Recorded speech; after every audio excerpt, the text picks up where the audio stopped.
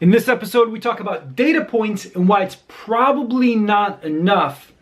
And we also talk about the thing that home buyers care about more than schools.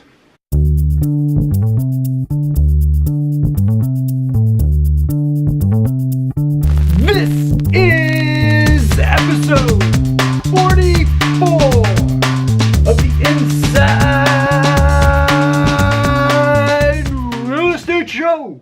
With me, Darin Persinger of Persinger Group Real Estate, your host here for the Inside Real Estate Show, where we give you the insight behind the information so that you can make smart home buying, home selling, and real estate investing decisions. Welcome to episode 44. As I mentioned in the intro, we're going to discuss data points. I have an interesting story to share with you later in this episode about something that we noticed that was kind of a mistake from the very beginning, but I understand why that person would have made the mistake.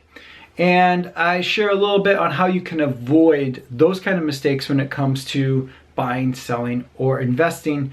Also, want to talk to you about a number that I found extremely interesting, and actually, let's just get into that. Let's do the number of the day. What's the number? Stop, stop. What's the number? Stop, stop. What is the number? The number of the day. 76%. That is the number of the day. To give you a little bit of context, let me give you another number. 60%. So 76% is actually our number of the day, and I'll get to what that is in a moment. But first, 60%. Let's focus on that number. So this number is surprising. It's mind-blowing to me. In a survey of 2,000 home buyers, 60% of home buyers said school district, school rank, how good a school is important to me, plays a role in where I purchase a home. 60%. Not a bad number, but now let me give you context with the number of the day that is surprising, mind-blowing to me. That number is 76%. Asking these same 2,000 home buyers, the same group, 76% of the people in the group said being able to get good mobile cell phone service in the house that they're purchasing was very important to them. More people care about if I have good cell service versus if I have a good school district. So home sellers, go online, check cell phone maps, because maybe you have a good cell phone service. Maybe you're using Verizon, for example, and that works in your house, but maybe Sprint or AT&T don't. Maybe go online and check to see if the coverage is good in your home, because 76% of home buyers care about that when making a home purchase. All right, let's do a little bit of housekeeping now. Housekeeping? In order to make things as easy as possible for you, whether it's fitting into your schedule or just ease of use, we've added a new page and a new service, I guess, to our website. And you can go check that out. It's persingergroup.com/conversation. persingergroup.com/conversation. And at that page, we have a tool up there that you're able to schedule an appointment to have a conversation with us. So we don't have to go back and forth of emails or phone calls or voicemails or text messages. If you know that you have some questions and you want to sit down with me or Catherine, someone on Persinger Group, just head over to persingergroup.com/conversation and get your time slot booked and scheduled right there online. With that being said, let's get into the main topic today. So quick story for you of something that Catherine and I noticed happening in our own neighborhood, and kind of just sparked a discussion of what we think happens a lot with whether you're trying to rent your home or sell your home, and looking at a subset, a very limited amount of data. By the way, I'll say this too, before I get into this story, this is what happens with online automated software reports.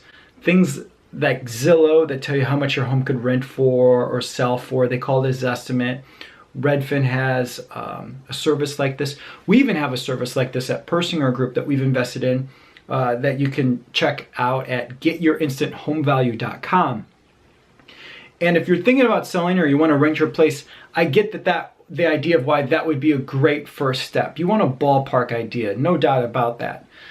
But if you want an accurate report, if you want to, like Zillow says, they admit that they're off by 7% or so. I'm not sure how Redfin goes about disclosing things. We have what is called a confidence score. When you check out your home value at getyourinstanthomevalue.com, we give you a high, low, and a middle estimate, and then say, here's our confidence score. Anything less than a 90, it's kind of like a grade, A, B, C, D. If you're in the 60s or 70s, that's not that great of a grade, and so we disclose that. Because there's only so much information that these algorithms, these instant report home value rental websites can pull from.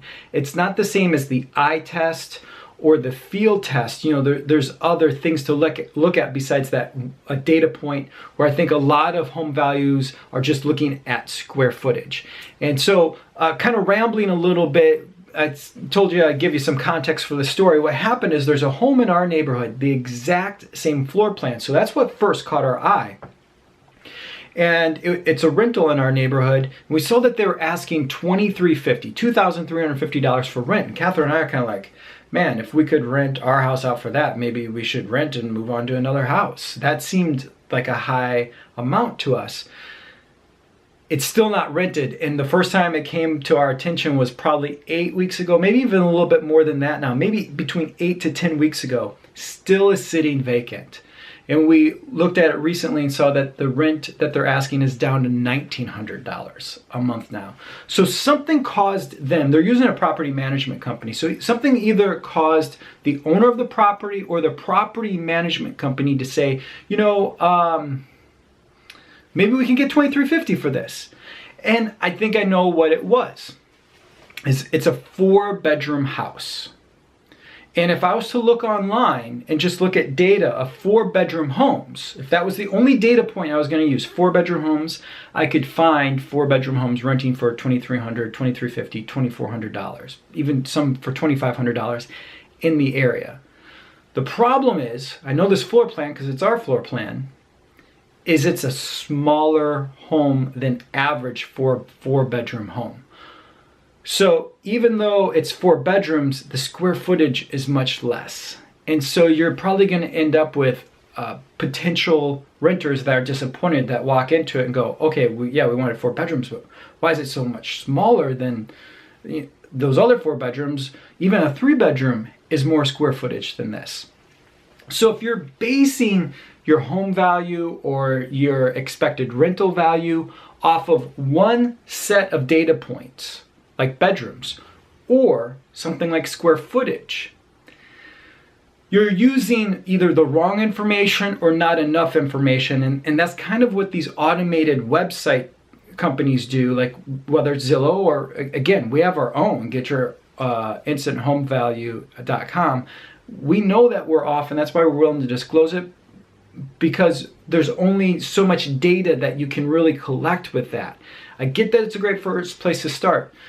But the reason why we immediately, to us, when we saw the $2,350, it didn't feel right, because we knew more than just it was 4 bedrooms. We knew that the square footage of the home. We knew the size of the lot.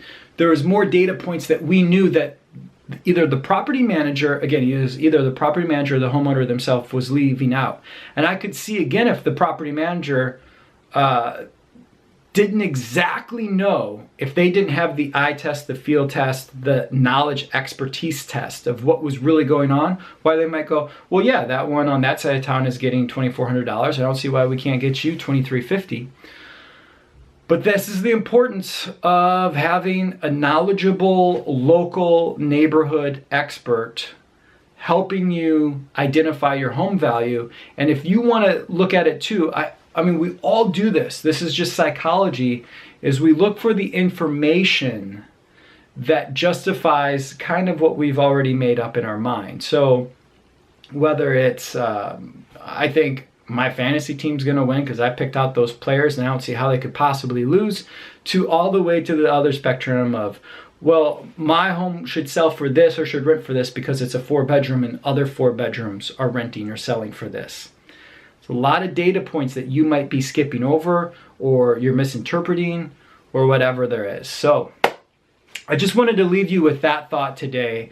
Make sure that you're getting the right data points and enough data points so that you can accurately identify your home price or your rental price. And always, I like to remind you at the end of these that home is what you make it. Make it someplace you love.